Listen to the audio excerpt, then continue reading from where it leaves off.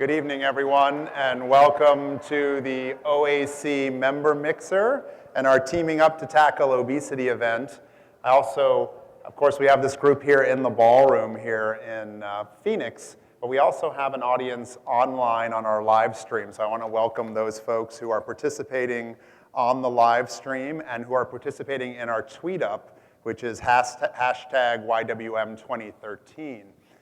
I'm so very excited to be here tonight and to welcome you all to kind of the pre-event of the Your Weight Matters annual meeting. This is our second annual convention, and we've been so pleased with the turnout so far. We start officially the meeting tomorrow morning at 8:30 in the morning, and we're excited to see all of you there to attend those sessions as well. And we'll be doing live streaming of that as well for those of you watching on the internet. I will tell you that I got to see this program in New Orleans at an event, and these folks who are going to talk to you in a few minutes really touched me, and I hope they'll do the same with you as well. This event where they shared their personal experience, I was sitting there with Dr. Walt Medlin, who many of you know, who is also a patient and a surgeon, and we were sitting together and we said, you know what, this event would be perfect for the OAC convention. And so the end of that event, I sent a quick email to Gina Baldo, who I'm going to introduce you into a second, and she said, you know what, Joe, absolutely, we'll make it happen. And we place it here in the member mingle. So I will let you know that there is a Q&A at the end, and we're going to take questions from the audience, so save those questions, write them down. However, if you are tech savvy and you want to tweet your question, use that hashtag WYM2013. And with that being said, I'm going to introduce a dear friend of mine, Gina Baldo. Gina is the Senior Market Development Manager for Metabolic and Bariatric Surgery at Covidien, who is sponsoring tonight's event. So let's give them a big round of applause.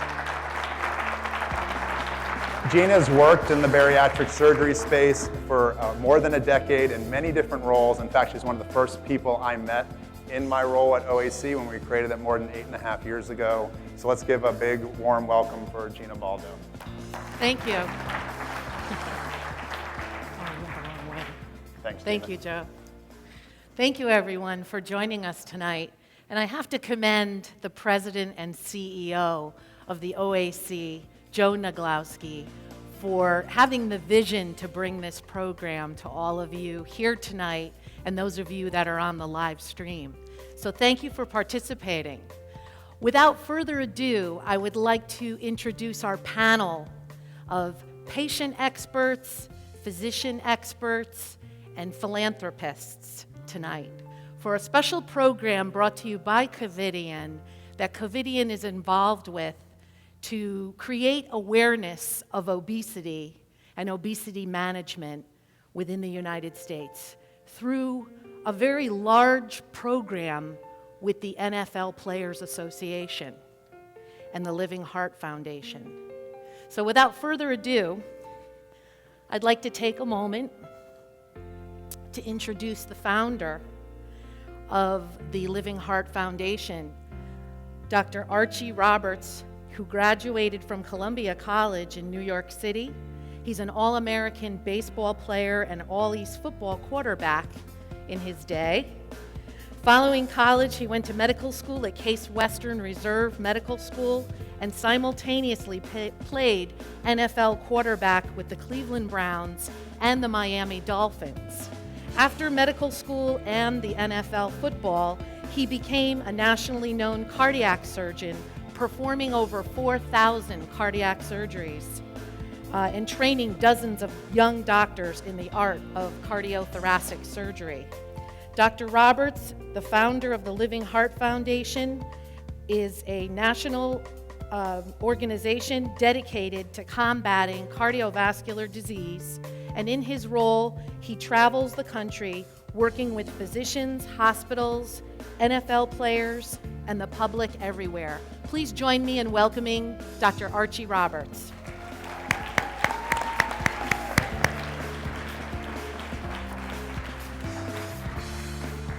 Thank you, Archie. Thank you. Next, we have Dr. Henry Buchwald. Dr. Buchwald graduated from Columbia College and the College of Physicians and Surgeons of Columbia University. After medical school, he became a pioneer of bariatric surgery and has performed over 4,000 bariatric surgery cases. He served as president of a number of organizations committed to the advancement of bariatric surgery, including IFSO and the ASMBS. Among his many accomplishments, Dr. Buchwald invented the first implantable fusion pump and the implanter of the device for heparin delivery, insulin delivery, and chemotherapy. In addition, he was the primary author of the first meta-analysis of obesity comorbidities outcomes following bariatric surgery in a world literature review published in 2004. He currently serves as professor of the Department of Surgery at the University of Minnesota and represents the Living Heart Foundation as bariatric surgery leader. Please join me in welcoming Dr. Buchwald.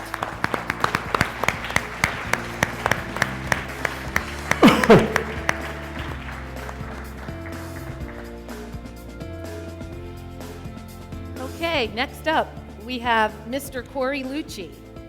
He's a decorated former NFL professional athlete, accomplished New York area business executive, and co-founder of First in Life, a training and development company that teaches individuals and companies how to be a catalyst for positive change.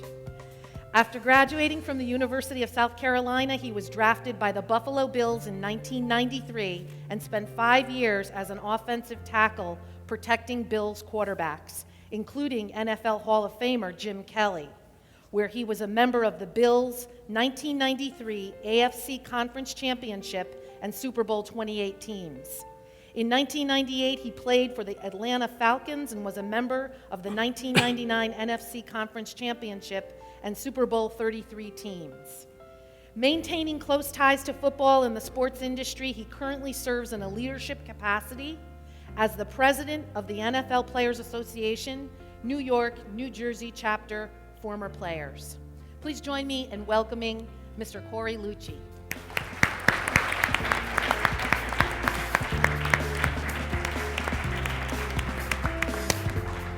And finally, tonight, another one of our special guests, James Thornton, has spent the majority of his career in international and domestic sports and business as an executive with the NFL in both London and New York, USA Track and Field, the U.S. Olympic Committee, and at UBS Americas. His professional accomplishments include attending the University of Pennsylvania and pursued a playing career with the USFL, CFL, and NFL. After finishing his professional football career, he transitioned into a front office executive role at NFL Properties.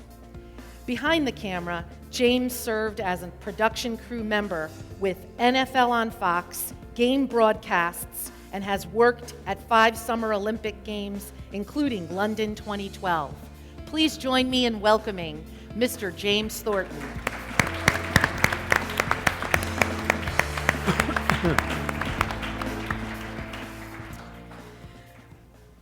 Okay. So we're going to start with Archie tonight. I'm going to be your host this evening. I'm going to moderate a discussion with this fine panel of guests, and then we'll hold questions for afterwards. So I want to ask Archie to develop a little bit on the HOPE program and how it got started and what your role was, Archie. Surely. Well, first I have to say that Dr. Buchwald and I are surgeons, and we've put in a lot of time in the hospital, like some of you out there.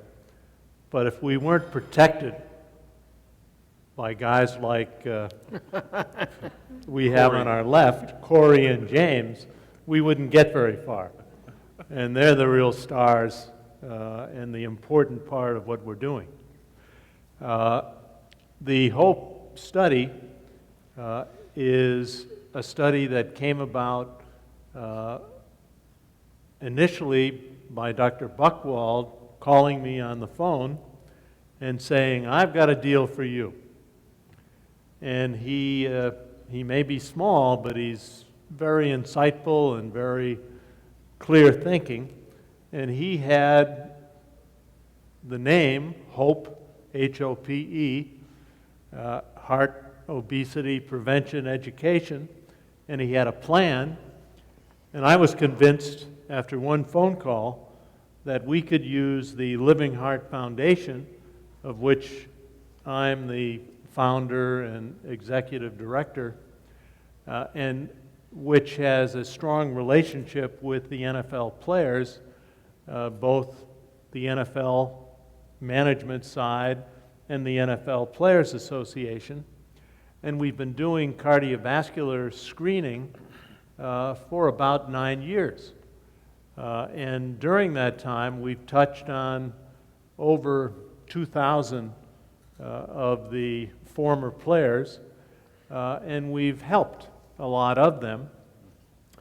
But one of the things that doctors like to do is they not only like to make diagnosis and to educate and test, but they like to cross the goal line, score by delivering the proper treatment and helping the patient through the whole job.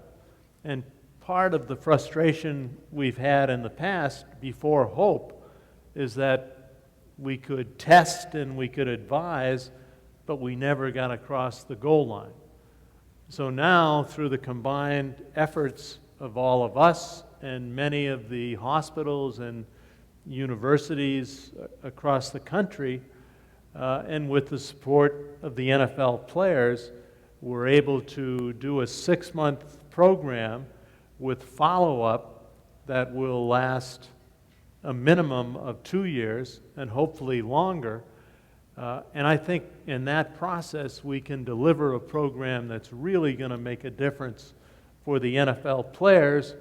And in the process, we'd like to have the players and the doctors and everyone involved reaching out to the public and saying, we can do this together, and with the help of the NFL players as spokespeople and all of the doctors and hospitals that are involved in what you're doing, and we can deliver something of great value to the public. So you must be real excited to see the fruition of the Living Heart Foundation come to light. Dr. Buchwald, can you expand a little bit on your experience in Japan? Surely. What Archie didn't say is we both went to Columbia. That great football powerhouse, huh? Yeah. Let's hear it for Columbia. At different generations. And Archie was one of the 3 great Columbia quarterbacks we've ever had in history. He played 3 sports, and for a team that really didn't do too much every year, under his tutelage, that team was great. So he forgot to tell you that. And I have to tell you, I went out for football at Columbia, but they said I was too tall. And so they turned me down.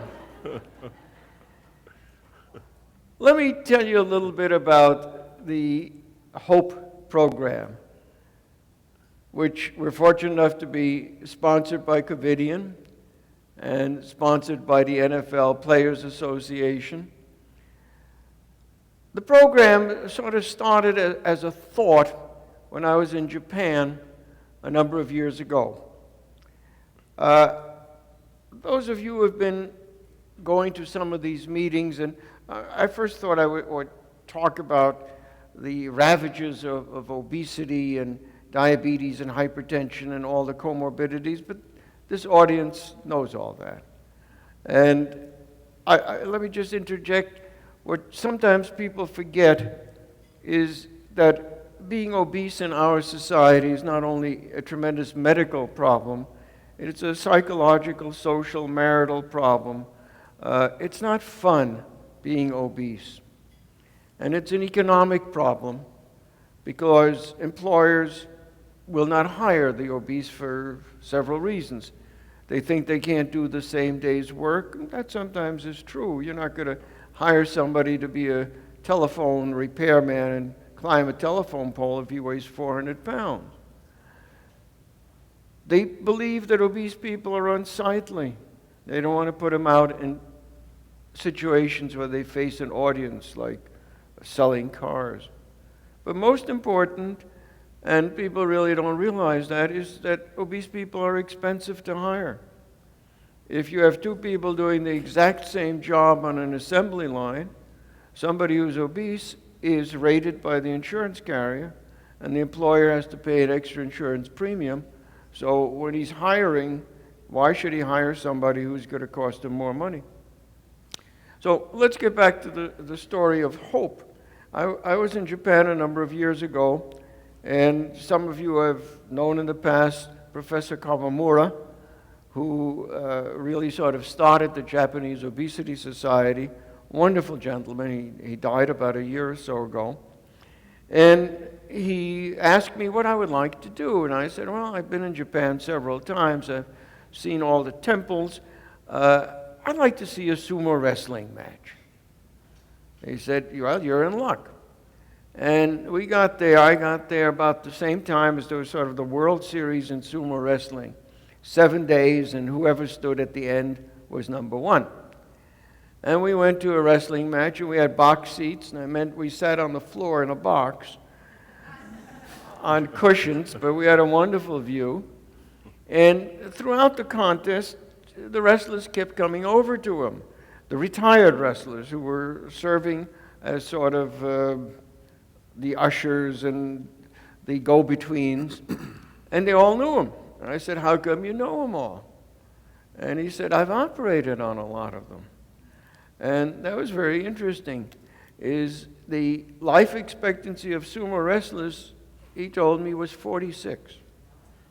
So when they stopped wrestling, they were usually huge because they fattened them up to wrestle. And then they got diabetes, they didn't lose weight, and so on. Well, the next day I was on a panel with Kanishikawa, who was number one in Japan a number of years ago. He was the only non-Japanese who ever was number one sumo wrestler. He was a Hawaiian, an American Hawaiian. And he wrestled at about 600 pounds. He had obesity surgery, and he was now 300 pounds, but we still had to help him because his knees were still bad. We had to help him get up. But the interesting thing is, I talked, and there were about 200 people listening to me, most of them in white coats because it was adjacent to the medical school in Tokyo. And after I talked, most of them filed out. And I said, oh, that's a very bad. Kanishikawa is not going to have anybody to listen to him. But the meeting was open to the public. And so maybe 100 filed out, but 1,000 filed in. And it dawned on me, what I've sort of known for years and years, is nobody listens to doctors anyway. No. And in terms of the public health issues of obesity and diabetes, nobody has ever listened to us. They've never listened to the Surgeon General. But maybe they will listen to their football idols, who are maybe the equivalent of the sumo wrestlers. Because a lot of football players are heavy. They are heavy. They're big people. And then they may even gain more weight afterwards. And this certainly isn't healthy. And their life expectancy is not as high as the average American male. So we started this program, and fortunately, Archie had this wonderful program going that made the whole thing feasible, whereby we will screen retired NFL football players in various cities throughout the country, offer them referrals to centers of excellence for their obesity, for diabetes, hypertension, not necessarily surgery, but for therapy, assessment and therapy. And then 6 months later, those who have been successful and those who are interested will become our emissaries to the public. They'll be the player emissaries, and we'll try to reach out to organizations such as this. Here you know what we're going to say, but organizations such as big industry meetings who have their annual meeting, and we'll have them as speakers, and of course via the media, television, radio, and so on. And so that's the hope of hope. And it's our pleasure to be here. And now here are the real stars. Thank you, Dr. Buchwald. So that's a perfect tie-in for us to shift gears and talk with Corey and James. So we're excited to have two former NFL football players with us here today to talk about their weight loss experiences and what the HOPE program means to them. So Corey, why don't you start a little bit and tell us about your relationship with food growing up? Let's start with my relationship with food. Well, first and foremost, thank you for letting us share this. I grew up in Greenville, South Carolina, and I don't even lie about it. I'm a country boy, a good old country boy at heart. I was born big, I've been big, and I probably will always be large. But when you say, Gina, my relationship with food, there was no such thing as Sunday, quote unquote, dinner in my house growing up. And James now can actually say that he understands this because he's been there. We ate Sunday dinner on Monday, Tuesday, Wednesday, Thursday, Friday, Saturday. And what I mean by that is, in a lot of my friends' homes, you know, they would say, oh yeah, you got to come over for Sunday, quote unquote, dinner. I was like, well, what's Sunday dinner? Oh, you know, we're having the 4 meats and the breads and the collard greens. I'm like, oh, we eat that every day. And that's the honest to goodness truth. So I look back on it, and I didn't really realize that it wasn't normal, okay, till I was well in my 20s. And even then, because I, again, you know, big kid, playing sports, fortunate enough to get a scholarship for college. Guys, I go back to being 14 years old and about to turn 15 and praying to God that I would get to be 300 pounds. And the reason being was because I had been told that if you want to go to college and get a football scholarship and you're an offensive lineman, you got to be 300 pounds. So I literally would leave football practice every day and go to Pizza Hut and get 2 Pizza Hut pan pizzas, mediums, and you've seen this, drive 2 doors down to Clark's Drive-In and get 2 strawberry milkshakes. And I ate that way literally from 14 to my 15th birthday, and guess what? October the 10th, that year, I was 305 pounds. Don't forget the bicycle. Well, we're not going to go there. We're not going to go there. We're not going to go there. But, so yeah, Gina, my relationship with food was that it was the norm to eat like that. And unfortunately, it continued, and it continued, and it continued. And James? Well, pretty much the same thing. I'm from Atlanta, Georgia, and the baby of 3 boys, so I don't need to say any more to that, right? And my mom, like Corey's mom, was a great cook. And for me, I was actually what they used to call husky, right? I don't know how many of y'all can raise your hands. Remember those husky days? You know, the Sears jeans. You know, you weren't big, but you were husky. They were always too short. But anyway, I was a band kid. You know, band, chorus. Sports was something I did for fun with my friends. And I was sharing the story earlier tonight. I literally grew 5 inches one summer. And my social studies teacher had been my high school football coach. And he was like, boy, you're too big to keep playing that tuba. You need to come on out and play some football. And so I decided I was going to show him. And same thing, I don't have to go through the Sunday meals for those as you know. But the one thing I will say that food offered a comfort But very early on, food was also the means to get big, to prepare for sports. There was no such thing as calorie counting. There was no such thing as reading labels. But it was a thing where I knew my mom was working 2 jobs, and it was like, boy, you clean your plate. And there were many nights I tried to wait her out when the squash was on the plate, right? We didn't have a dog, so, and we didn't have a garbage disposal. I was a garbage disposal, right?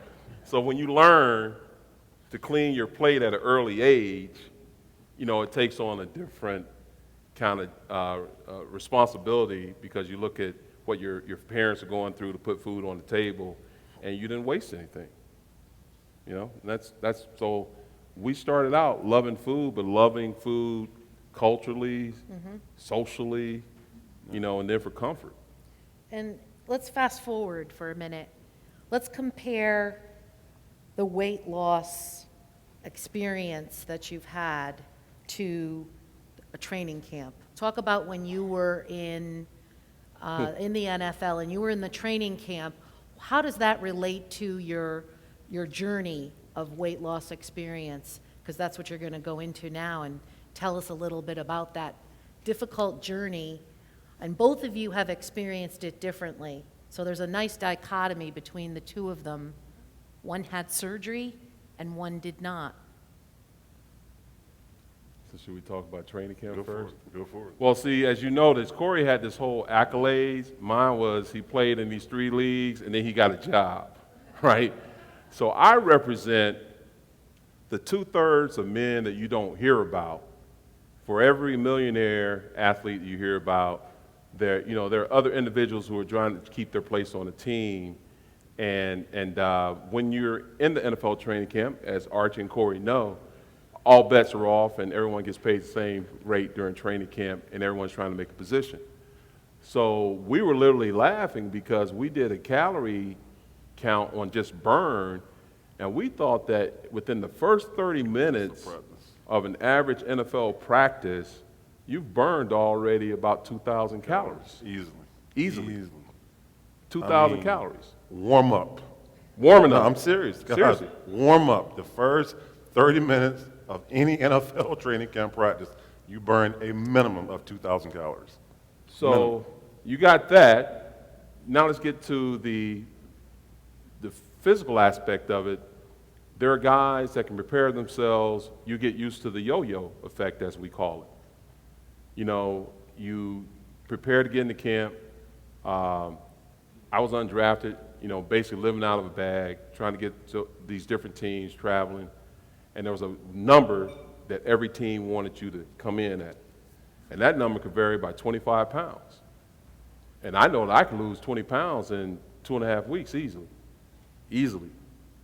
As a matter of fact, before my last conversation with my surgeon, I'm not going to give it away, I was overweight. And he was like, if you don't get this together, we can't do it. I was like, man, I got this. Easy. That yo-yo effect is something that puts a lot of strain on top of the stress of going through camp. But, when we look at an average training table, what do you think you're putting down, calorie-wise? 8,000 to 9,000. 9,000 calories. So, you think about that.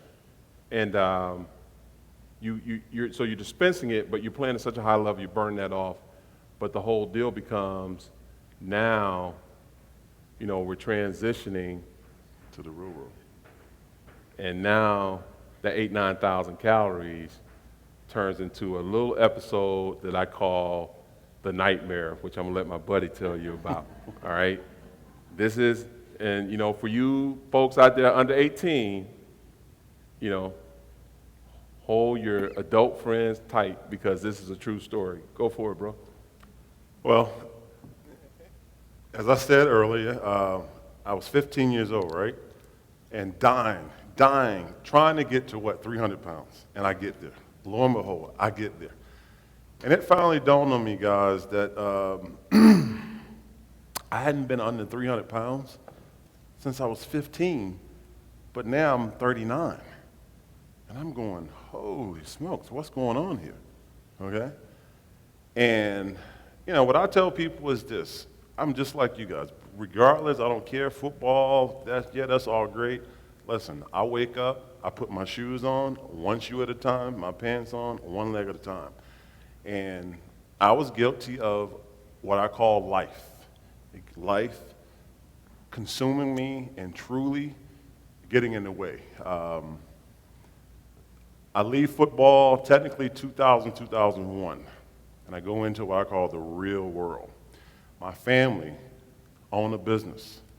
I literally went from being a silent partner to a majority owner overnight because unfortunately I lost my dad, whom was my best friend and my absolute rock in the year of 2003.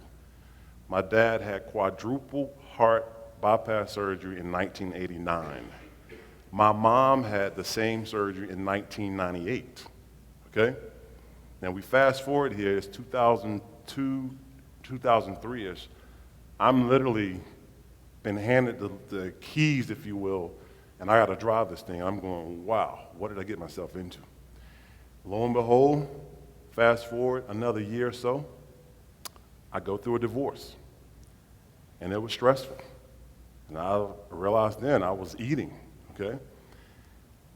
I then decide, well, you know what? I'm selling the business, go through my divorce, and I'm moving to where? New York City. And I do it. And I get there, folks, and I land flat on my feet. And it was humbling, but as you probably know, in any major city, that's almost the worst place you can go to because every kind of food you can possibly think of, you can get 24/7, all right? I'm in the construction business working in sales, all right? My average client, to be totally honest about it, were 45 to 50-year-old, middle-aged white guys that love chop houses. So literally, Monday through Friday, I can show you my credit card statement. Mondays, Del Frisco's, Tuesday, Capitol Grill, Wednesday, Ruth Chris, Thursday, Del Frisco's again, Friday, Wolfgang's, and it went on and on and on and on and on. But unfortunately, as it kept going on and on and on and on, my waist started getting bigger and bigger and bigger and bigger. And I was the type of guy, because I think I'm a dapper guy, so I'm like, oh wow, that suit is a little tight. Hey, let me call my guy up and just tell him to send me another black suit. And then all of a sudden, one day I looked in my closet, I'm like, wow, what's going on? This is 40 suits, but 10 are black, 10 are blue, and then I got some other colors, but those are the same suits. I'm getting bigger and bigger and bigger and bigger and bigger. And finally, when I really realized I was in trouble, because every year on my birthday, 10/10/71, I would go in for my annual. And my doctor tells me, he goes, Corey, I don't know what you're doing. He goes, but I promise you, if you don't change your habits, you will be dead in 5 years. And I looked at him and said, what? Because again, I'm thinking I'm AKA Big Sexy. I was like, what? He goes, if you don't change your eating habits, you will be dead in 5 years. He goes, all of your numbers are up, and I'm telling you, young man, you're headed down a dangerous path. And I looked at him and I thought, wow, okay, does this guy really know what he's talking about? He goes, look, I'll challenge you. He said, you don't have to tell anyone what you're doing. He said, grab your journal, put it inside your coat pocket. When you go to dinner, when you go to lunch, just write it down. And at the end of that day or at the end of that week, tally up your calorie count. So, of course, as an offensive lineman would do, we're pretty good at doing what? Following instructions. I got the journal. We're smart. I put it inside my coat pocket, all right? Still, I should carry one.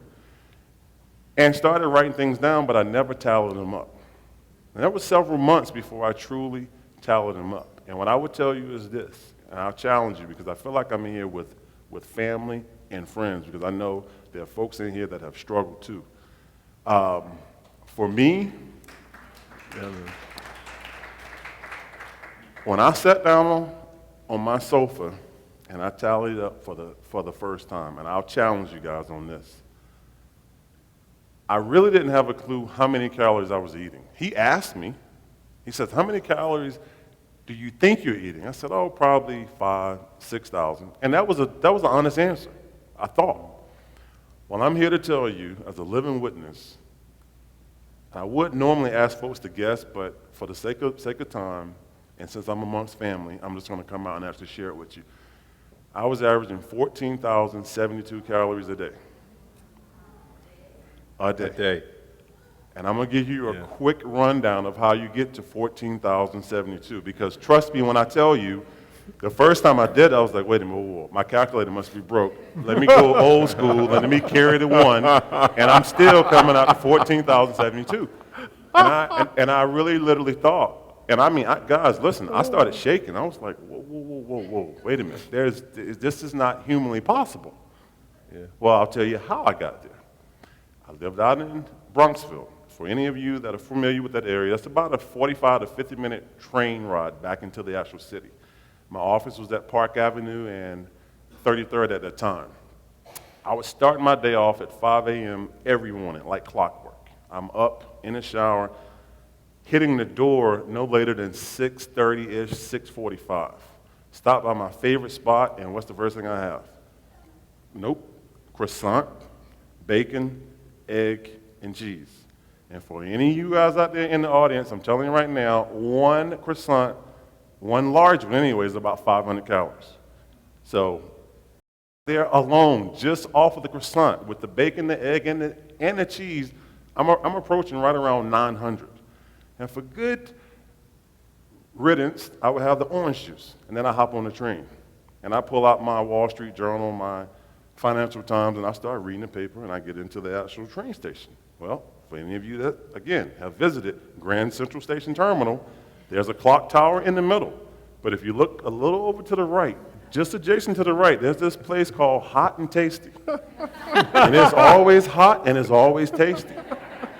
And I would literally convince myself, okay, you know what? Instead of taking a train or instead of taking a taxi to the office, I'll go by Hot and Tasty, and I'll get a bagel with cream cheese and lox, because, you know, lox is healthy, right? Salmon.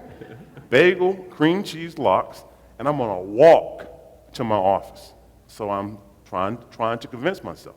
If you're keeping track, croissant, bacon, egg, cheese, bagel, cream cheese, lox, and it's not even 9 a.m. I then get to my office.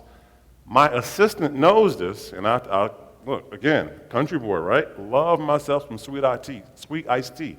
The worst thing that ever happened was McDonald's came and started selling sweet iced tea in New York City. My assistant knew to have 4, count them, not 1, not 2, not 3, but 4 of the large sweet iced teas waiting on me. I would start my day off with 1. And then roughly by 10:30-ish, I'm having a second one. And of course, you know, because we've all worked in that corporate setting, someone brings in what? Brownies, cookies, cakes, donuts, okay? Yeah. Oh, I'm only going to have 1 or 2. Well, keep in mind what I've already told you what I've had, all right? And then I have a couple of the cookies and the donuts and the cake with that second sweet iced tea. So it's now 10:30, 11 o'clock a.m., guys, and I'm sitting on 4,000 calories. And guess what? I got a lunch appointment at where? Del Frisco's, Wolfgang's, Capitol Grill, and so on and so forth. I then would go to lunch and proceed to sit down with my client. And this was my meal. I would start off, I know it just like the back of my head. Sourdough bread, wedge head of lettuce with bacon crumbles, maple syrup, and blue cheese. All right? Back then I was drinking Coca-Cola. It was nothing for me to literally consume in one sitting between 8 to 10 glasses of Coca-Cola. All right? And then to take the whole show, I would have a porterhouse for 2 at lunch. That's anywhere between 28 to 30 ounces of meat, of red meat, at lunch. If you're keeping track, I told you I was at 4,000. So by the time I finish lunch, I'm literally tipping the scales right around 7,500 to 8,000, depending upon if I have what? Dessert or not. I go back to my office. Now it's 2 o'clock. I still got 2 iced teas left. I have the third iced tea.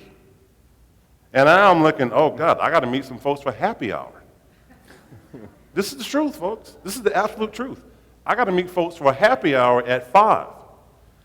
So what do? I finish my iced teas, tell her, you know what, I'm going to go ahead and leave early because I got to meet some folks. And now it's about 4:45 till 5. I get to Del Frisco's, and we're sitting around the bar. And I wasn't a heavy drinker, but back then, my drink was Basil Hayden on the rock, so scotch, okay? I would literally sit around, and maybe 5 of my friends would order sliders, wings, blue cheese, the whole 9 yards. Well, I'm only going to have 1 or 2, but I'm drinks. So it's now 5:30-ish. If you're keeping track, I've probably consumed about 10 to 12 wings, blue cheese, a couple sliders, and about 5 drinks. So I'm literally sitting on 10 to 11,000 calories, and it's 5:30 in the afternoon. And to round it up, folks, dinner was just a repeat of lunch. And that's how you get to 14,072 calories. And last but not the absolute least, I would have the audacity to get on the train and start feeling sorry for myself. I was like, God, I had such a long day. I'm so tired. And this came from being a kid. I would get home and get a Tupperware-sized bowl and have Frosted Flakes, because they're great. Tony the Tiger.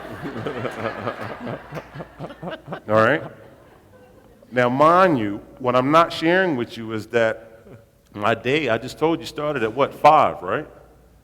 There was some nights I didn't get home. My key didn't go in the door till 2 a.m.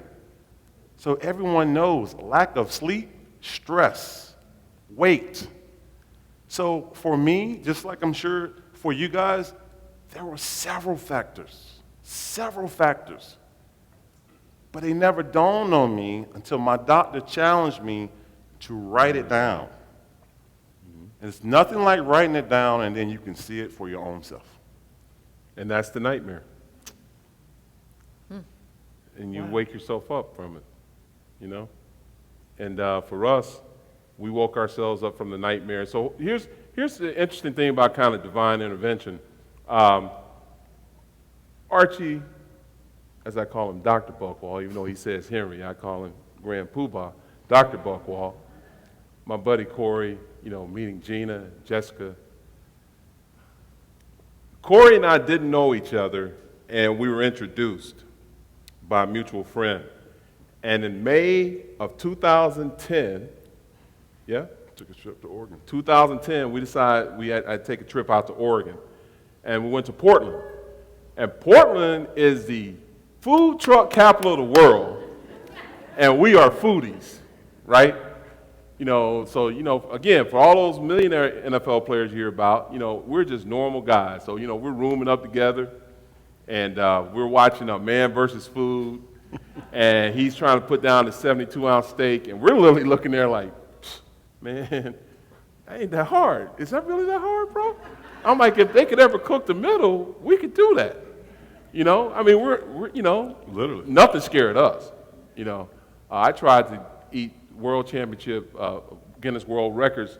My senior year in high school, I ate, 48 donuts in a little bit under 6 minutes, 30 seconds, right? And they were yeast, 3.5 pounds. My football coach was not happy going into freshman camp that year, right?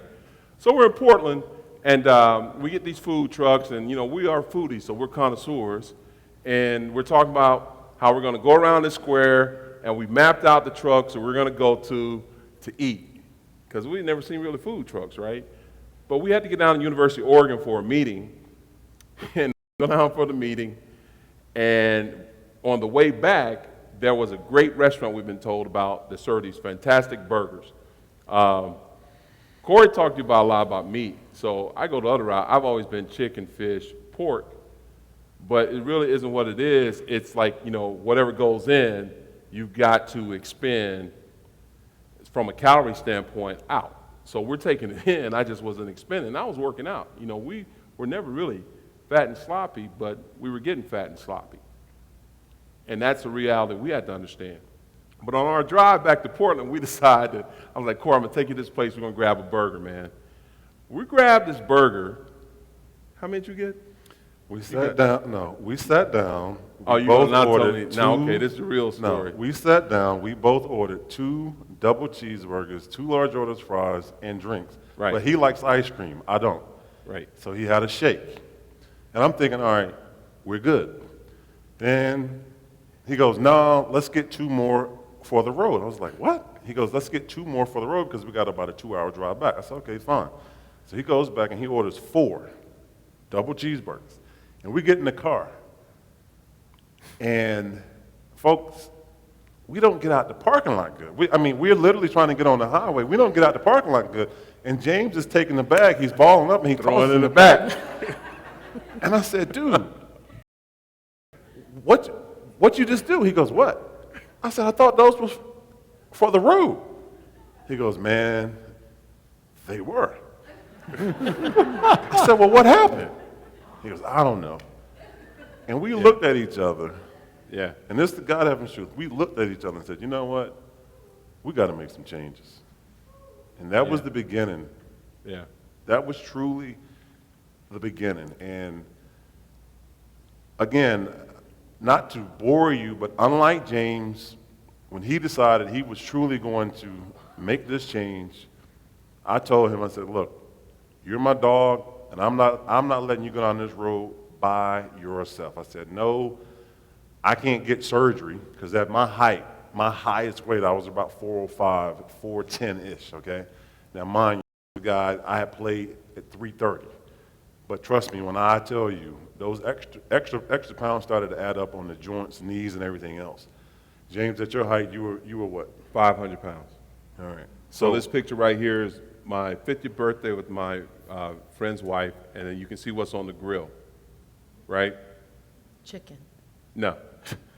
That big couple of porterhouses, Oh. couple of butterfly pork chop, double pork chops, and brats. You know, there were some greens for decoration, you know, but that was about it. And the relish that went on the bun, right? But that was my 50th birthday. And I just lost my mother. And I saw that picture, and I didn't recognize myself. You ever had that feeling? I mean, really. And I've taken a lot of pictures, man. I've been really blessed. I've met Princess Diana. I've met kings, queens, and homeless people. And I've treated them all the same.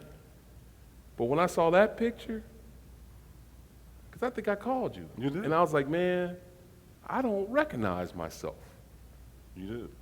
And I was like, who is that God? Because when we're within, we always see us as our, because people, you know, no one has the guts. If they're a true friend, they do. You saw a picture of Magic Johnson there, and he had the guts to tell me, hey man, you're getting big and I'm really concerned about you. And I would be in meetings, and I always sweat. There was always a little perspiration on my brow or on the side. And at some of my meetings, I literally would start by saying to them, just want to let you know there's nothing wrong with me.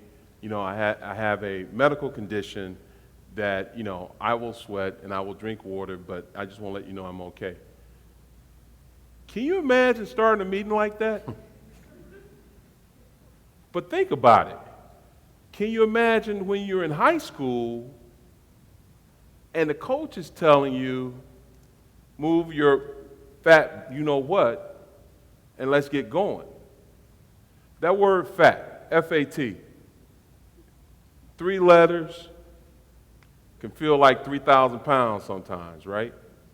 And even in today's society, it's cool to make jokes about big people until they retaliate. And this is why I always tell kids when I talk to them, I was a little kid who faced challenges, who grew up to be a big kid, and when I went back to school, I asked the kids, what do you think I did? And they go, oh, I know you went back and beat everybody up. I go, no, you know what? I actually got a chance to see both sides of the world. I got a chance to see what it's like to be small, and now I got a chance to change the things I saw that happened when I was small, right? Corey, who I totally admire as a brother from another mother, had a speech impediment that he worked on to overcome, right? And so I'm looking at it now, And I'm like, why is it cool that people can talk about people's weight and it's okay? And you know why? Because really and truly, you talk about building a team. In football, as we know, and Coach Buckwall will tell you, starts with accountability. And it's not so much how you get there, but it's the accountability of saying, I am tired, I am doing the best I can do, but instead of holding it within, you got to seek help and advice. And the day that I called Christy Kuna and introduced myself, I had been watching OAC for almost a couple years. And I said, you know what, I really like what y'all are doing. Because you're out there trying to give people a voice that really don't have a voice, right? But we also know, if we're talking family here, I call it the 70-30 rule. There's 30% of us who are ready to move on and get it done. And then there's 70% of us who is saying tomorrow. Now, we've been in the tomorrow, trust me, living, breathing proof of it. It's the 800-pound Gorilla that's in the room. Right? But the whole deal becomes you can't always feel like you can resolve all your issues by yourself. Whether you're an NFL player with great, practitioners and doctors around you constantly, or you're someone who's just lost their job and have no insurance. Guess what, folks? I took insurance and they denied me 3 times. And people go, well, why don't you keep going? I go, I didn't have a choice. Just like when I was in training camp and I knew I was the last guy on the roster, my name was dangling off that list by a string. And people didn't know who I was. At some point, the accountability has to start with us, and we have to take care of ourselves. Because if we wait on everyone else to resolve our issues, what's going to happen? Never going to get done. But if people see that you're trying, I guarantee you that someone will help you. But we have to become the face of this tremendous disease that's overcoming this country. In June, AMA says that obesity is a disease. I've heard stories from Dr. Buckwall, from Archie, from doctors around the country. Hey, guess what? On my team, I fired doctors before I decided on my right bariatric surgery. I didn't know who OAC was. I wish I had her. But I knew that I had to put all that money that I was spending on other things and apply it to my life. And everything else for 1 minute was going to have to be put to the side, because in football, we always say on the offensive line, there are 5 men. We know each other's weaknesses. We know each other's strengths. And each other's strengths. And do your job and not worry about what that man is doing. Doing no next to you. We'll all be okay. And I'm telling you, try it. We got folks that'll help us. We have an organization that'll help us. We have companies that are willing to help us. But there's no silver bullet, and there's no quick fix. And I tell people all the time, I didn't get big overnight, because I don't say fat. Because, hey, I was pretty athletic for a big dude. I wasn't fat. No one's fat. You're big. Do you want to get bigger? That's the question. Right? And sometimes it makes no sense. So we have a picture up of James. And before he was in that picture, he was in an airplane. And he's going to tell you what happened on the plane. So I flew to Chicago, met with some clients. I was probably about on 10,500 calories a day. And that night, I was suddenly sat up, and I fell to the floor, and that's all I remember. And I woke up, my head was next to a glass table, literally less than a foot away. My head should have gone through that table. But being a guy, because my mama said men ain't the smartest animals on the earth sometimes, and women put up with us. And luckily my mother taught me that at a young age. I got up, didn't know what happened. I was like, I have no broken bones, so let me go back to bed, because I really need to see this client on the West Coast the next day, and I was taking a flight out. So I wake up the next morning, I feel fine. I still don't know why I passed out, but I get on this flight, and on the plane, I don't feel well. But instead of ringing the bell and letting someone know, what do? I decide I'm going to go to sleep. Let me just close my eyes. I was awakened by the time we landed in LAX, get in the car. I don't feel well, get in the car, and I drive to Pasadena, almost an hour and a half away with traffic. And I'm telling my client the story. And my client goes, man, you got to get to the hospital. So, Archie, you know where they took me? Divine intervention again. They took me to Huntington Hospital out in Pasadena, which is one of the top cardiac hospitals in the country, I was told. Again, I had no idea. But you knew how I knew it? Because they had a Burger King across the street from it. No, this is true. And on the way to driving to see my client, I was like, wow, how ironic that a Burger King is across the street from this hospital. But let me stop in there and get a milkshake because I wanted some ice cream. And that's what I did. And that's how I knew how to get to the Huntington Hospital. So I drove myself to this hospital. They immediately give me an aspirin. And they're treating me for, they think, a heart attack. But after a couple of tests in the evening, they come to me the next morning, and a group of doctors, and they're like, Mr. Thornton, and I'm not paying attention to them. On the phone, I'm watching news, got a paper. They're like, Mr. Thornton. And then he goes, Mr. Thornton, you should be dead. He goes, as a matter of fact, Mr. Thornton, you died twice. And because of my size, and I'm fly about over 100,000 miles a year, I had 2 blood clots at different times pass through my heart, but they didn't lodge, thank goodness. And I'm sitting on the West Coast. I don't know anyone on the West Coast. I don't have any family on the West Coast. And they're like, you're not flying home. And again, being honest, I'm thinking, well, this Huntington Hospital has valet parking, and I got my own PC in the room, and pretty nurses. This has got to be pretty expensive. I got to get out of here. I'm still worried about everything else but what? My health. And I call my best friend, who he knows, who at the time was bordering on 600 pounds. And he lived in Columbus, Ohio, and I called him that day.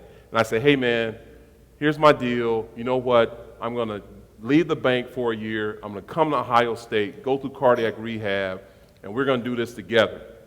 He was my best friend.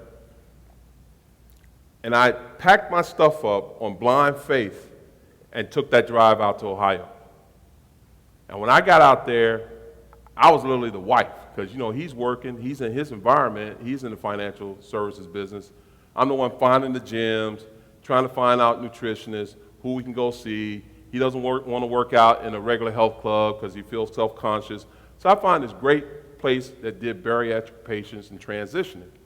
I'm like, okay, man, there's nothing that you can say. There are big people in here. We're all dressing badly. They got big machines. You ain't going to break nothing. So let's get this done because I'm getting tired. I'm ready to get this going. When I saw the doctor, he's like, the cardiologist told me, I can't even let you start cardiac rehab because you have 7 other things wrong with you. And today, my friend is dead. He died at 47 years old. It took 12 of us to carry his casket out of the funeral, out of the service. 12 big men. And if that's not sobering enough for me, nothing is. So when Corey literally tells you, he turned to me that day and said, hey man, I'm not going to let you go through this by yourself. That's what you got to find.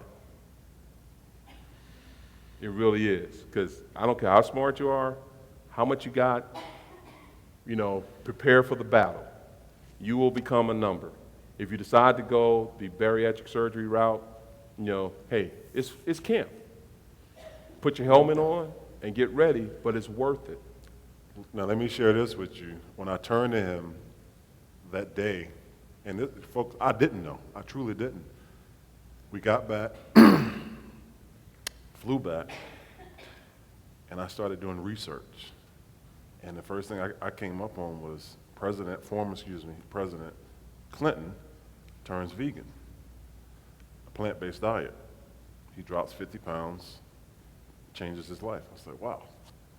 Well, I come from the school of thought because obviously now I speak for a living, I train and I coach. But I've always told people, change your attitude, change your life.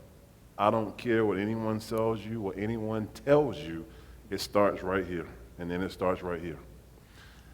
And for me, country boy from South Carolina, really couldn't even spell vegan, if you really want to get right down to it. Because everything I ate had meat in it. Or fried. Or, yeah, As I reminded or him. fried. I said, wow, you know what? And I called him. I said, James, this is it. And he goes, what? I said, this is it. I'm going vegan. He goes, boy, please. I said, no. No, I'm going can I vegan. tell him what I Go really ahead. said? Go ahead. I was like, man, you crazy. First of all, ain't no black vegans. And number two, I'm like, we fry everything. I literally said to him, I go, Corey, we fry everything. Vegan? Really? That's what I said. And I started down that path, and I made up my mind. I said, wow, you know what? If I can meet with all these people for these $1 million deals, then surely I can take 1 hour for myself to do what? Work out. And I remember the first night, folks, I'm telling you, man, 24-hour fitness, if you have them out here, they will change your life. I remember the day I went in and I signed that contract, or, plopped down that money, and it wasn't even about the money. I remember leaving Del Frisco's one night going, am I really doing this? I'm leaving Del Frisco's. I just had a steak, and I'm going to 24-hour fitness? Like, no way. There's just no way. And I remember going, and I'm sweating, and I'm struggling, and I'm huffing and puffing. I was like, well, you know what? Fool, you the one did it to yourself. Why keep eating all that food, eating all that meat, doing A, B, and C? And I told him, I said, all right, you know what? I'm in. I'm hardcore vegan, and I'm truly committed to 24-hour fitness because there are 24 hours in a day. Mm-hmm. If I can't find 1 hour in a day, I don't care if it's 8 o'clock in the morning or if it's 8 o'clock at night, then shame on me. And I would challenge you. Change your attitude, change your life. And the rest is literally history because I only know one way. Some folks say, oh, well, yeah, you played football and you wired a little bit differently. I'm telling you, I only know one way. I didn't ease into being a vegan. The day I said I'm a vegan, truly a vegan, after I'd done all of my little homework, hardcore vegan. Now, I'm not telling you that it's the answer for everyone. And let me preface this now.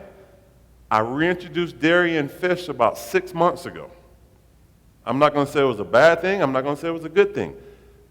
Because I never had any intentions when I first started of never eating a piece of fish or quote-unquote meat again. And again, I challenge you. It's different for everyone. But when you prove to yourself, wow, I can do this, James will honestly tell you, I don't even think about meat anymore. And I've gone from thinking about how much I used to consume to not even thinking about it. Literally. And I'm not saying that that's your path. You have to figure out your own path. But I can tell you this much. 24-hour fitness, Vitamix, and becoming a vegan changed my life. So Corey, stand up for us. Oh, sure. Yeah. I can still move, believe it or not. No, that was the like running joke about playing offensive line. I said, listen, if you want to be a good offensive lineman, all you got to do is learn how to dance, and that's the truth. Yeah, exactly. And so James? Hey, all I can say is 500 pounds, down 200 pounds. Take a Thank stand. You don't have to dance. And I like colors, as you can tell. Because I figure if I could ever walk in the room with a pink shirt on, ain't nobody really going to say nothing, so it's okay. It's all good, right? But it's not a quick fix, and then there's still the haters, as I call them, out there who are like, hey, man, you lose, people lose, and they gain it back and gain more than they had. I had gastric sleeve, and I'm proud of it. I sit and tell my story to anybody. I'm not hiding behind anything. And again, it's like art. It's the art that I like. I like oils, you know? And so it is my duty and responsibility to, again, try to just pay it forward. And it's no different than the HOPE program. You know, it is literally our duty and responsibility as athletes who are, you know, placed on a certain pedestal within society, that when we can help somebody, you know, you do it. And I was pretty lucky. I got to help organize, you know, 12 Super Bowl games. And the one thing I realized about Super Bowls, not having an opportunity to play in them, like Corey and others, or to wear that uniform for an entire year on a team, I just learned that, you know, you transition to something else. But when I saw the look of excitement that that event causes in this country, and how, you know, if you ever want to do something bad in America, do it on Super Bowl Sunday. Because everybody's going to be parked up for the most part watching the game. And that's not I'm going to give a disclaimer. Don't do that, because jail food is bad. All right? Don't go to jail and eat bologna sandwiches and all that stuff. All right? But all I'm saying is, this sport is a cornerstone of America.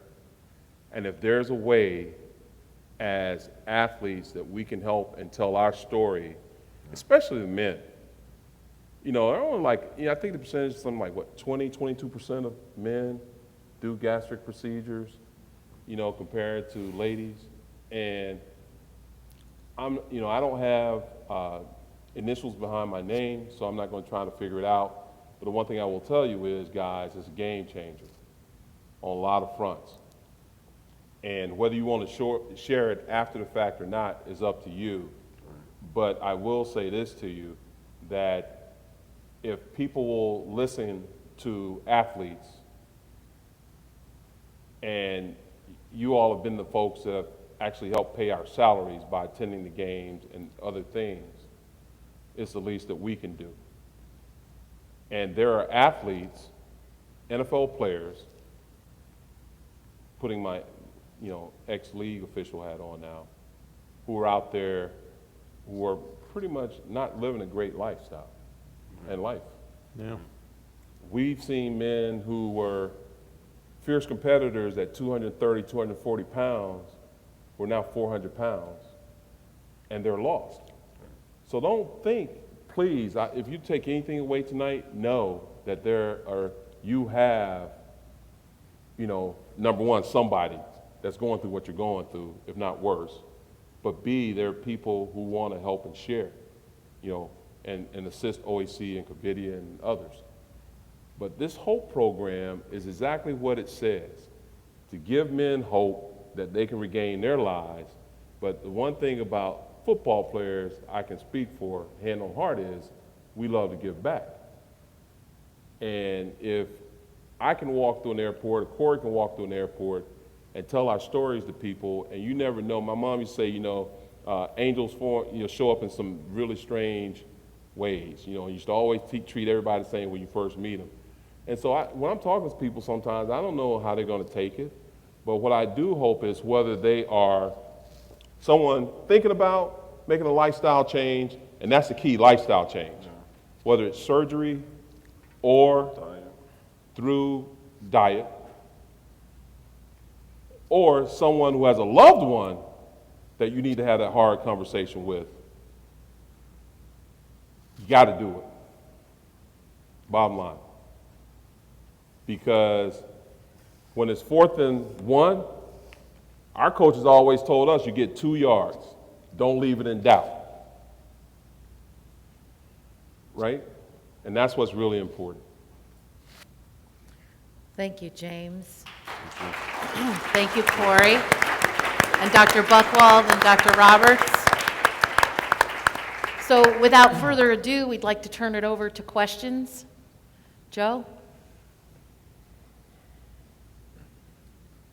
Thanks, Gina. Thanks, Corey. Thanks, James. Sure. Well, Dr. Roberts, thank you very much.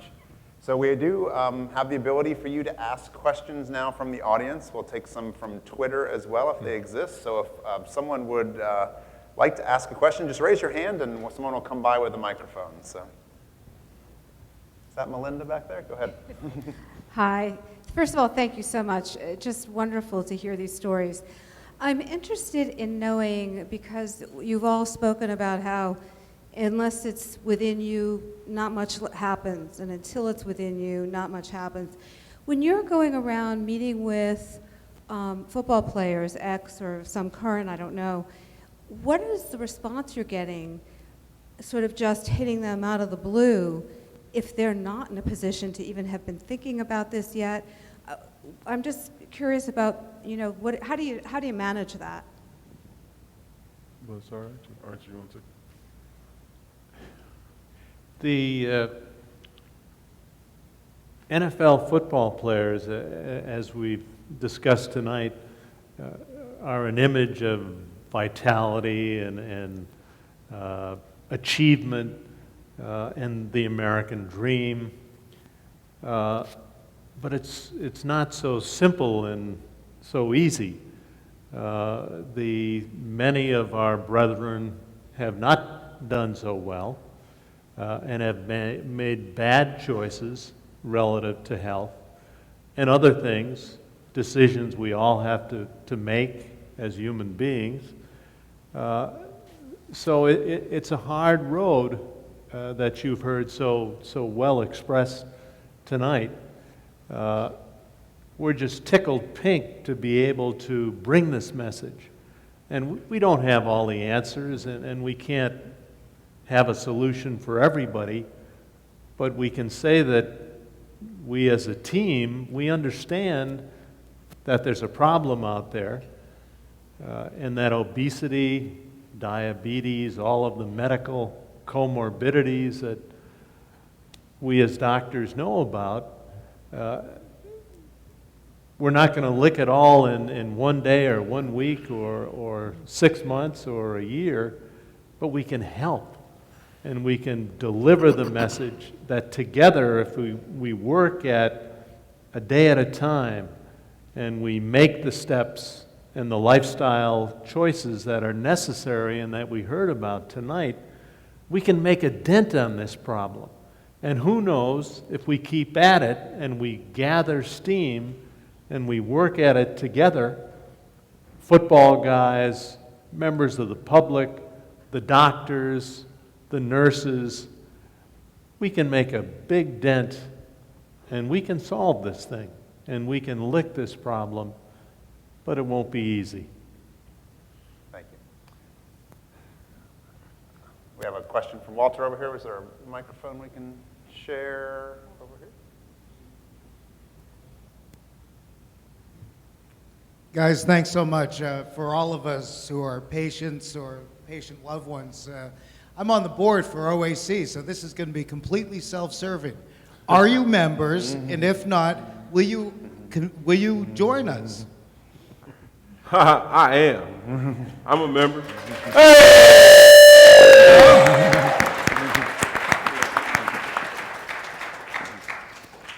And yes, I would join. Yes. All right. That's all we wanted to hear. Thank you very much. Yeah.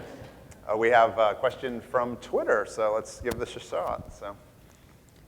This question comes from Joy Jacobs Muller. The question for the panel is, what do you feel your most successful anti-obesity tool is? All right, who wants to start? So go ahead, Clint. I'll take it. My mind. I just said, change your attitude, change your life.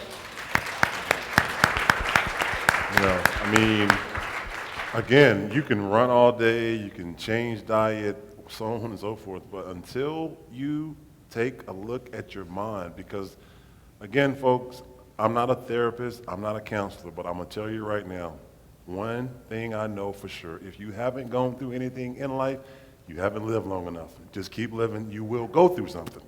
That being said, if most of us were really honest about things, it's never what it appears to be at the end. You have to kind of say, you know what, let me reverse this. So let me go back and let me really look at this and say, oh, all right, so this triggered that, and that triggered this, and that triggered that. Oh, so this is how I got to 14,072 calories. This is how I got to 405 pounds. Yeah, I was eating, but there were other things fueling it. So guess what? I can sit right here now and tell you, I made a vow. I was walking away from corporate corporate America that paid all my bills. I said, you know what? And I prayed to God from this day forward, that day forward, I wanted to find a way to make $1, but I wanted to find a way to ultimately make a difference. So you're mine.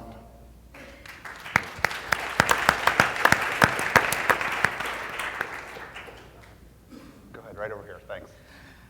Hi, my name is Nikki. I'm a bariatric patient, and I represent a large community of bariatric patients who are, doing a lot of the things, struggling with a lot of the things that you guys pointed out. One of the things that really resonated with me was talking about having a Sunday dinner every night and being told to clean your plate. That was basically my childhood, and my poor mother worried for me very, very much after I had surgery and could only eat like 2 and 3 bites at a time because, used to laying out these big spreads, these big buffets and things like that.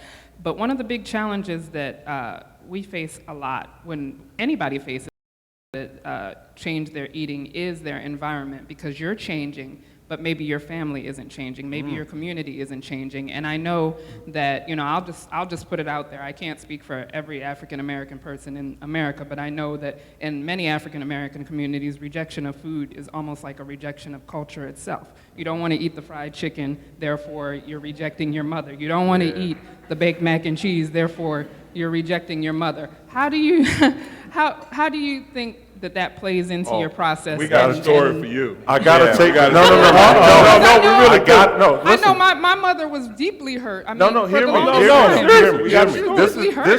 This just happened 2 weeks ago. Yeah. All right, I just told you. I didn't get this way overnight, right? My mom, God bless her soul, love her. If she's watching, love your mama. My mom literally would feel like, oh, you don't love me because you're not eating my food, because that was her way of showing love. Same way. Look, I'm the baby. I'm the youngest of 4. Danny's 54, Donna's 53, Pam is 52. I'll be 42 October the 10th. So there's a 10-year gap, and they have all struggled. So for me, it was like, okay, you know what? I have to take the lead in this. And it's hard. Sister, I'm not going to lie to you. Because 2 weeks ago, he came down, I flew down, we had a business trip, and the first thing my mom wanted to do was cook all this food. And I said, well, you can cook it, but I'm not eating it. And I'm going, Miss Lucci, they took out 2/3 of my stomach. That's all right, baby. I'm going to keep it light. Now, keeping it light. So keep it light. No, Let's talk about keep it light. So here we go. Because I wish I could put the picture up, because I had to take pictures. I was so happy. It smelled good. And it was a night I tried to be grown. And for you gastric sleeve patients, you know how it is when you try to be grown sometimes. The truth comes back and slaps you in the face. But we had candy yams. I started the good stuff. Candy yams, string beans, mac and cheese, macaroni and cheese, Corey's cornbread, favorite, cornbread, collard greens, baked chicken. She didn't fry it. Baked chicken, and I'm missing something. No, and I gotta give you the best one, because again, my mom, God bless her soul, she's 75 years old. She truly just doesn't know any better. She goes, oh baby, there's no meat in those greens. I said, I just saw you pull the hamlock out of it. She goes, yeah, I pulled it out. I said, whoa, baby, you don't get it. I'm a strict vegetarian. She goes, yeah, and I took the meat out. No, this is the truth. And I'm sitting here going, okay, you know what? All right, fine. I'm just not eating. So we've learned. And it took a while. And it's still, trust me, holidays are coming up. It's still a battle.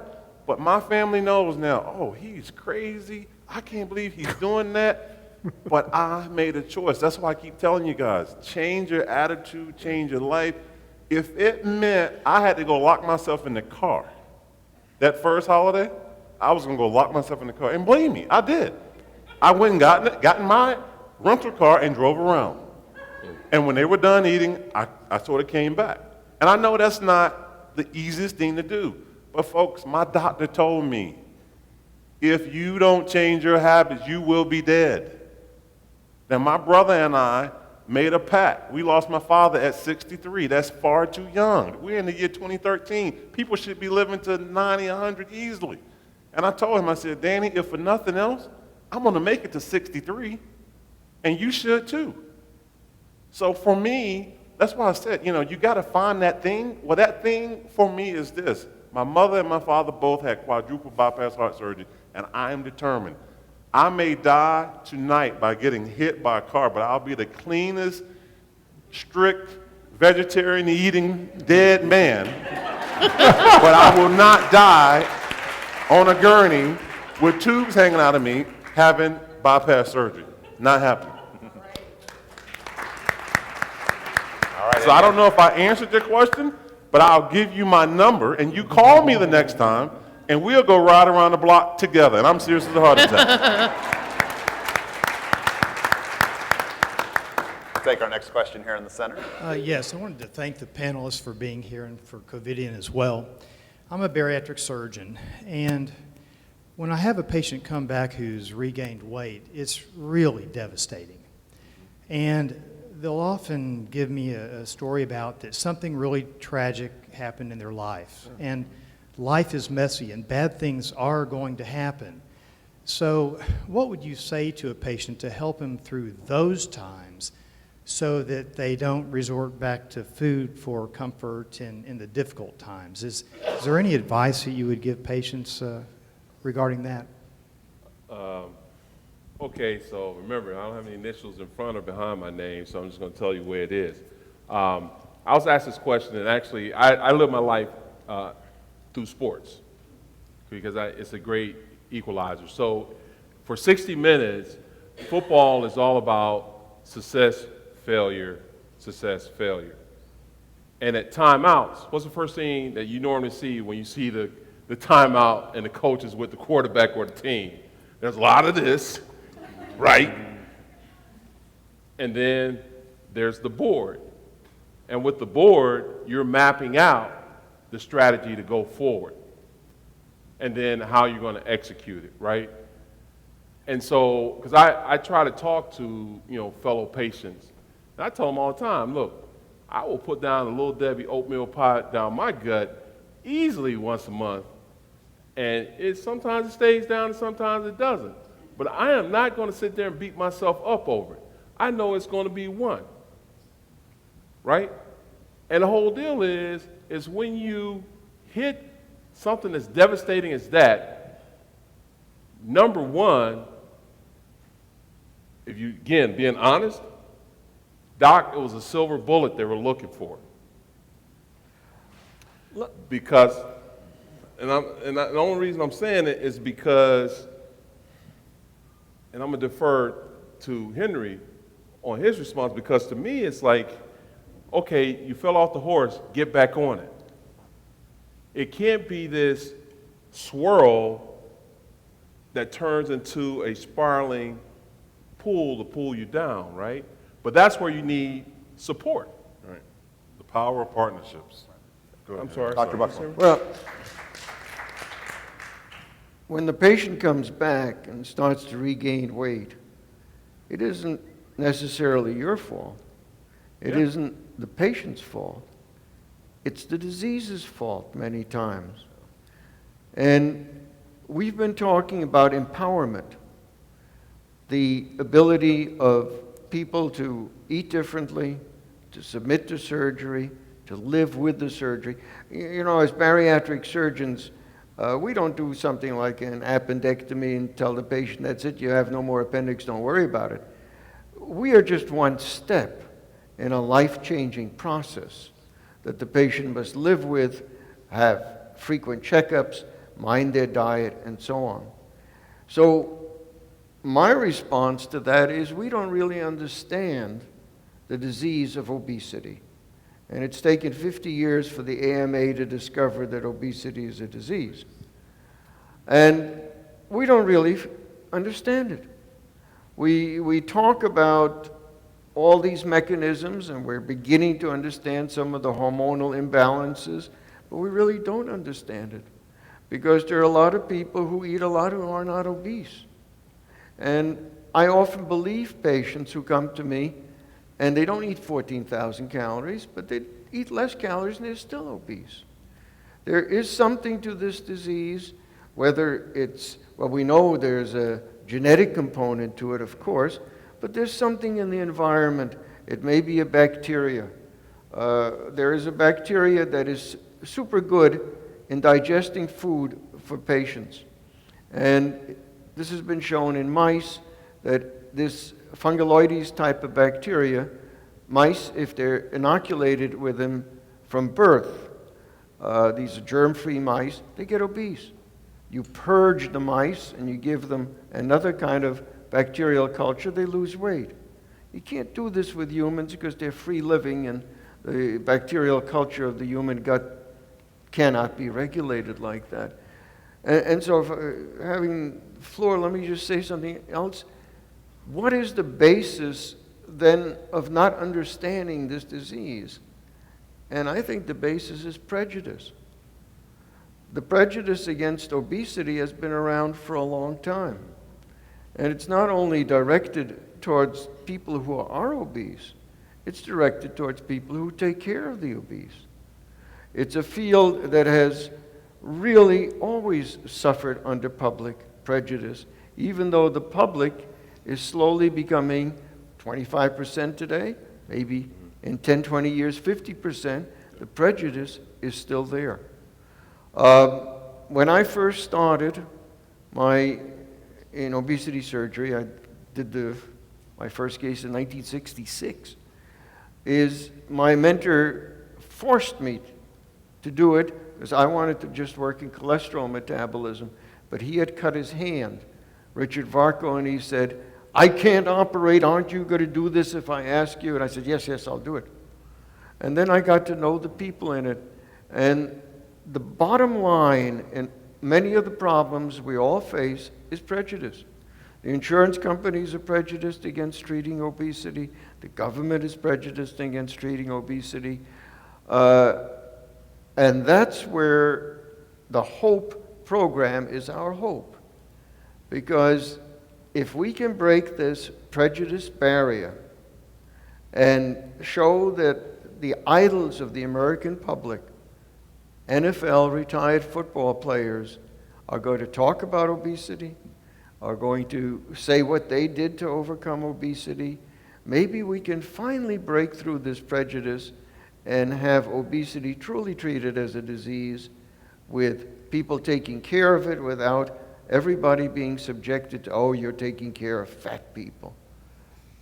We have to achieve that, and this is the main goal, is to break through that prejudice, and then access to therapy will be there, money will be spent in that direction, and we can break this national and international pandemic of obesity by getting knowledge, research, and working in this field as we work in other fields of medicine.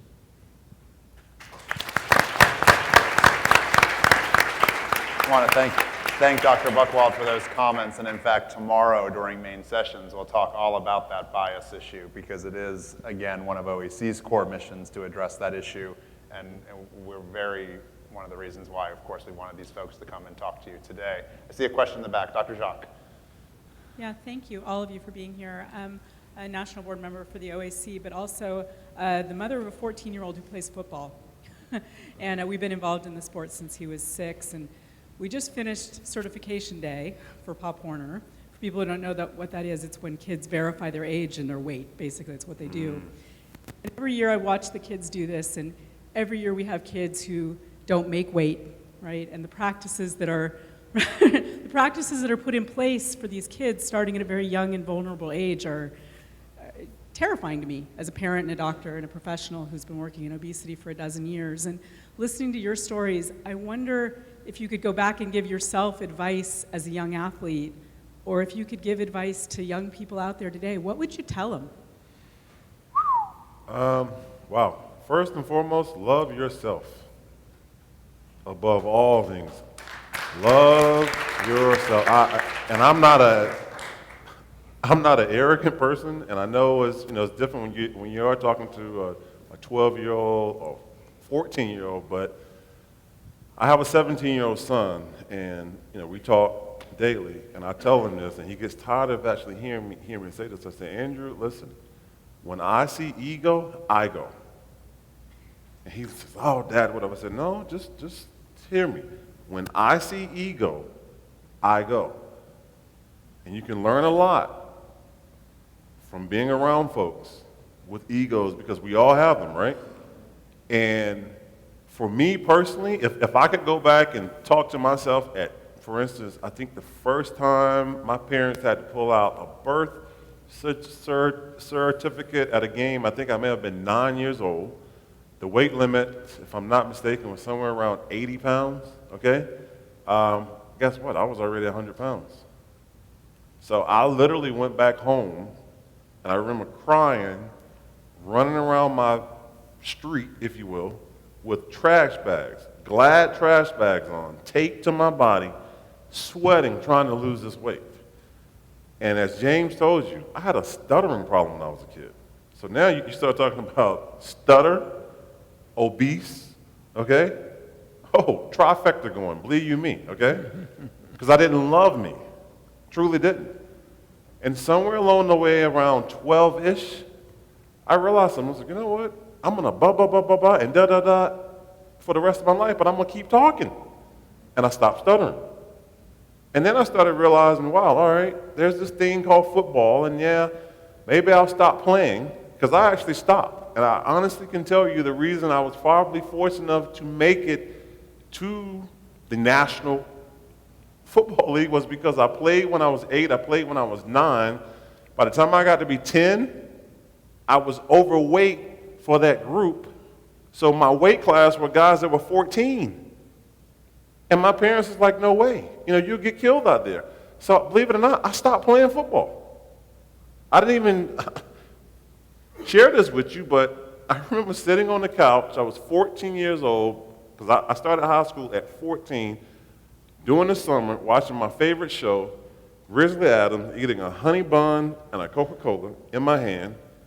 And for some reason, God knows, divine intervention, for some reason, something said, get up, go to Carolina High School, and try out for the high school football team at 14. And I did, and my life has been totally different ever since then. So for me, I would say teach them to always love himself, regardless. James? I would just say really start with small steps. The one thing that we haven't really addressed, I think, as a panel and as a group is, and I'm a big proponent, is my 30-70 rule. And so if you've got 30% of these kids who are actually trying to actively be active, given the constraints of, athletic programs these days, is to say to them, try to, be more of a mentor and resource and trying to explain to them what they're going to go through. And I think, the one thing I really enjoyed growing up was meeting guys who had become successful athletes and kind of hearing their story.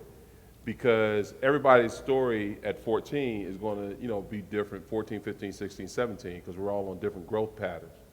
But at some point, really the cheering stops and you stop playing football, whether it's after high school or you get cut in high school or in college, and it becomes that issue of now you're this big person as a teen, as a preteen, and there's no more sports, but now you're a big person.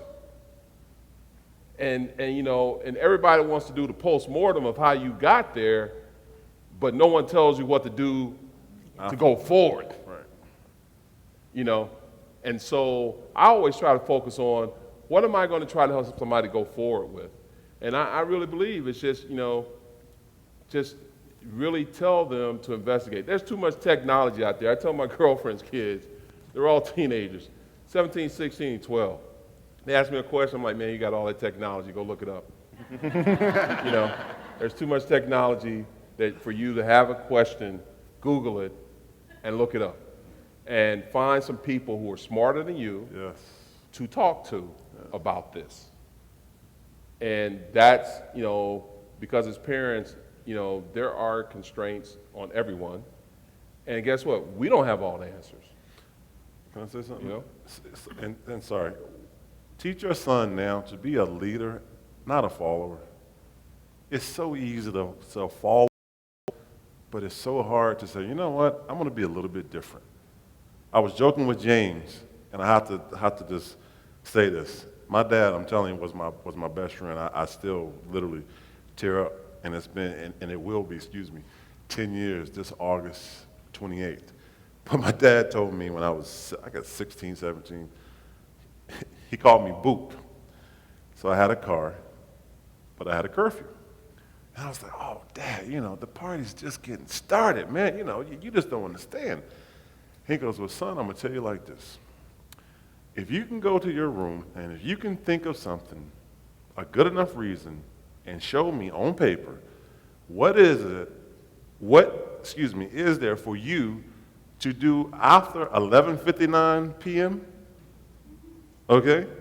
That you could not, after 12:01 a.m., that you could not have done before 11:59 p.m., if you can think of it, we can actually talk about this. And I remember I sat down, I thought long and hard, guys, probably 2 or 3 days. And I really and truly could not think of anything. And I was so upset and I was so mad. I tell this story only to say that those little things that he taught me, so that's why I'm just saying, teach your son or your daughters to be leaders now. Those little tidbits that he taught me literally are with me now, such as, if ever in doubt, just don't do it. I know it sounds simple, but I'm telling you, he would tell me, Boop, if you got to stop and ask yourself whether or not you should or you should not do something, just don't do it. So guess what? That's the way I look at food now. If I have to stop, and James will tell you, if I have to stop and actually ask myself, ooh, wow, I wonder how many calories, no, just don't do it. Just don't do it. And that's my relationship. I very much appreciate those comments because my 12-year-old son and football player is sitting in the audience. So. Devin. Any other questions? Over here, James, go ahead.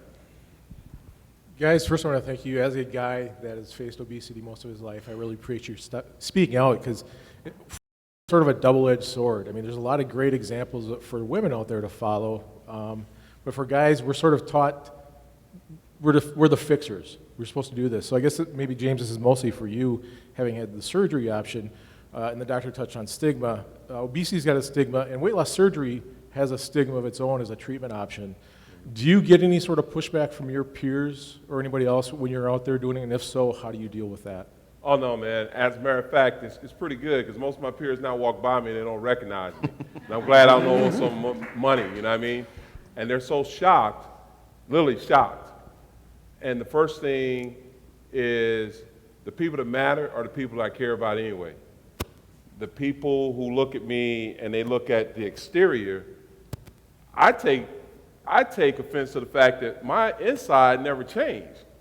I am still the man I was at 500 pounds at 300 pounds. And so that facade, and we're visual. Humans are visual, beings. And so we tend to judge on what we see. And, for any of us, I'm sure that's something we fought all our lives, right? This issue just has to be your weight. And I just tell people, understand your options, and then understand the pitfalls, and then select what's best for you. I'm not a proponent of one procedure or the other. I am a proponent of lifestyle change. There you go. And lifestyle change isn't expensive because, trust me, we are, pardon the French, ghetto fabulous, Corey and I. And you can see us any day in Costco thumping watermelons, trying to figure out who's got the best, ripest watermelon and trying to get a deal on it, right? And we stay out the middle aisles because what's there? Processed food. It calls my name every time, and I just roll through this way, and I keep it moving. So, no different than playing sports, James. I tell folks, man, understand your playbook. Understand the things you're good at. If you're an offensive lineman, don't touch that ball, fall on it. Do not try to pick it up and run with it. If you're a sleeve patient and you see that big 5-gallon tub of ice cream, and you don't do well, with dairy, do not touch it. And if you do, that's okay. Get back on the horse. You can't beat yourself up over it. So it's really that simple, man. You know, it really is. I think we have one more question from Twitter, I believe. Let's see. Along the same lines, this question is from Julianne Withers, as well as many other people on Twitter. This question is for you, James. What do you tell people who think you took the easy way out with surgery? There is no easy way. Number one, I had battled weight problems since the early to mid-90s. There were some photos up earlier. I had worked out. We were laughing in the pool today because yesterday evening, because I asked Corey, what was the day you really kind of knew that you weren't an NFL player anymore? You know, literally from a workout standpoint. So if you think about it, we've trained all these hours and days and months. And Archie, I'm sure you've gone through it, man. You know, like at some point, you realize, okay, I'm out of the sport, but we've been ingrained with this methodology of working out. You know, Henry, you saw it with sumo wrestlers. You know, Chad was a big guy. I saw him, you know, wrestle over there. And there is a methodology of what you do. And for me, it really occurred, I received an illness in 2006 that put 100 pounds on me, and I was paralyzed for about 4 months. And the paralysis left. And I had to go back through occupational therapy to really just to learn how to walk again. And I couldn't get this weight off. I tried aqua, running, you know, and I was funky, man. I'd get in the pool, run a mile. I was telling Corey, 75 laps, run a mile, waterproof iPod on, the whole 9 yards, lift. And then one day, I decided that I'd had enough, and I want to see how the rest of the world lived. And I bought myself a tub of ice cream, and I sat on my futon, and I watched TV, and I ate that ice cream. And I vowed the next day I wouldn't do it again, right? And what ended up happening was I got into that spiral. Anyone that knows me knows that there's no such thing as an easy way out because, you know, every procedure can be life-ending if done incorrectly. Number one, okay? You can go to the dentist's office, get put under, and not wake up. Number two, there is a belief, because I am a big weight loss reality show watcher along with documentaries, that bariatric surgery is the easy way out. But I'm like, okay, but who could live on 1,200 calories and work out 10 hours a day for the rest of their life with family, commitments, etc.? What I tell people is I made the best choice for me. And it's not everybody's cup of tea. And I will tell you there were nights, the first night after my surgery, and I've never been afraid in my life. And I've cried many times in my life, but I'll tell you that first night of my surgery, because I'd never had any internal surgery at all. Didn't know what it was going to feel like. And you know what the best thing that happened to me was my boss came to me and she sat with me, because I kept telling her I was hearing things, and my sense of smell was through the roof. I could smell people if they were outside this door in the hallway, and it bothered me. And I was hearing things. They gave me these soft earplugs to put in because they thought I was crazy from the anesthesia.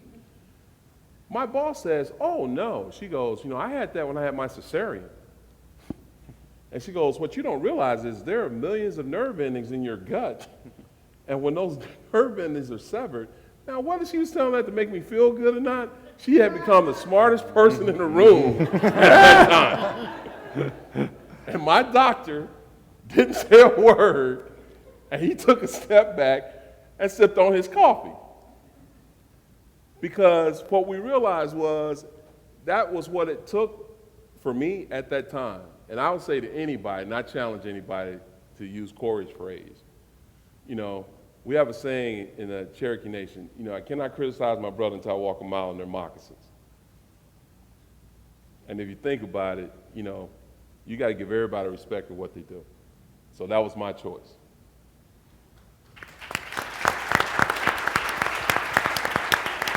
You know, if I just say one last thing to you guys, and I just feel, listen, in my life, I'm 42 years old, or 41, excuse me, I'll be 42.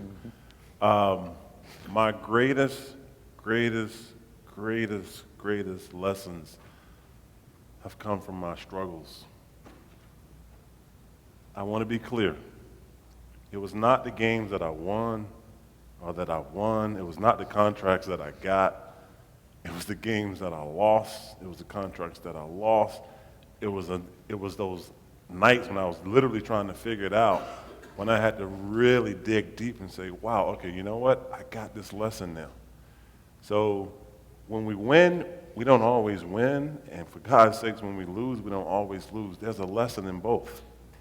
So regardless of where you're at today, I keep saying this, there are power in partnerships. And I mean this, I'll give you my phone number and you call me, and I don't care how far apart we are, there's power in partnerships, and that's why we can sit here right now. And yeah, we laugh, we joke, folks, listen, I'm training for a half marathon. He asked me, he's like, you're doing what? I said, yeah, I'm in Central Park running 8 miles today. Period.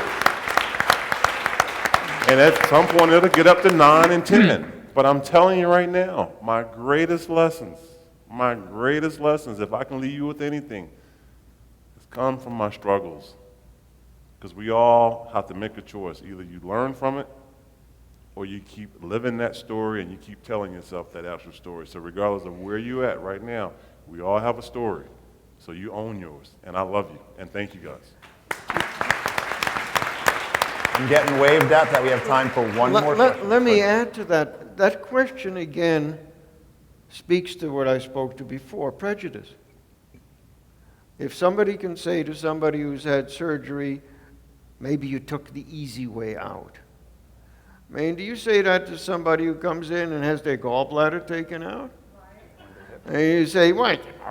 You could have come back every 2 hours or every 2 days, and a little pain, and sometimes big pain, a little fever, and so on. Why do you take the easy way out and have your gallbladder taken out? It's because there's prejudice against obesity. And there's prejudice against the management of obesity, no matter how it's carried out. I'm not saying everyone should have surgery, far from it. But whatever therapy, there's prejudice against it. And there's prejudice against people on both sides. The people who take care of the obese have prejudice against them. I'll tell you one more story in that respect. When I first really started in obesity surgery, I had one of my mentors, a good friend, came over to me and says, you've just ruined your career going into that field. And that's the thing we have to overcome. Time for one last question. I'm getting the signal from my group, so we're going to pass it over here. This question is for the surgeons in the room. Is there any resources for people that are long-term on information support? I'm 27 years out, and it's just something that I literally just came out of the closet for, which touches on the subject of not sharing. This is something that's just now coming public. I just came out of the closet in May with my friend here. But I had life happen this last year, and I put on weight, and it's just really hard finding any kind of resources with anybody that's long-term. Have there been any studies? Dr. Buchwald, what do you think of long-term care and what we've seen so far? What's the data showing us? Well, I think everybody should have, who has had obesity surgery, should have long-term care, lifelong care. And for that matter, anybody who's got the disease of obesity should have lifelong care. Now, in our group at the University of Minnesota, we have several support groups. We have a general support group, and we have support groups for people who've had a particular operation, because they have different problems with each operation. Again, the easy way out, very few people have bariatric or obesity surgery and have no problems afterwards. They have something that is intrinsic with the operation, intrinsic with the change in lifestyle. So support groups are very important functions. This is a big support group. Absolutely.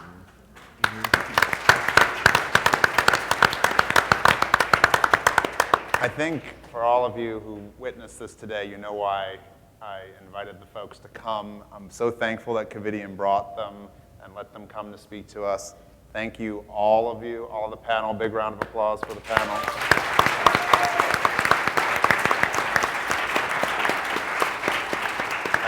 I know you guys will see more of Corey and James, and you can interact with them a little bit. Do want to remind you that we do start again tomorrow morning, 8:30 in the morning Pacific time for those of you on the live stream. We are going to live stream some additional sessions tomorrow. Registration actually opens at 7:30, so you can get down there if you didn't pick up your badge this afternoon, if you didn't get here quite in time. There are morning walks and runs tomorrow at 6 and/or 7 a.m. Just follow the signs down to outside the athletic club. And there are group exercise classes at 7:30 as well. There's sign up for those. Even if you didn't get a chance to sign up today and you want to go down and check them out, go down. There'll be a staff person there. They'll let you know which classes still have space.